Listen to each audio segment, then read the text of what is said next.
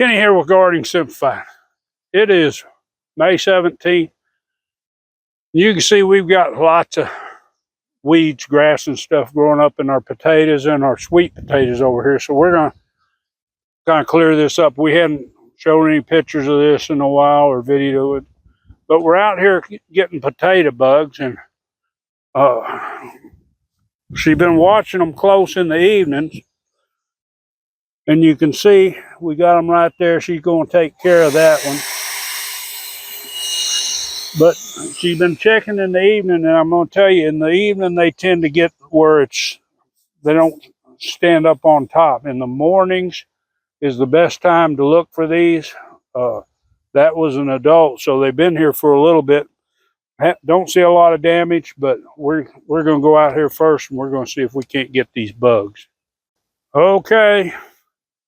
Look like the supervisor's coming through. Got to make sure everything's all right.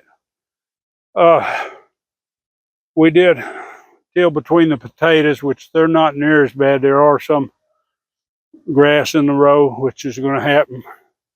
But this is what happens when you got so many projects that sidetracks you from what you need to do. This was a little bitty grass about a month ago or so, and should have come in here and taken care of it. In fact, it's probably been like 6 weeks and didn't get to it. I did till between the rows, but the grass is too big to disturb in the row. So we're just going to hope that we get some sweet potatoes. It's not going to be a big deal if we don't, because we've got so many that's been processed and put in the freezer, and we've got a lot of freeze-dried ones from about 3 years ago. So we'll just deal with it as we can and hope for the best. But that's the thing. Don't plant too big to where you can't take care of something.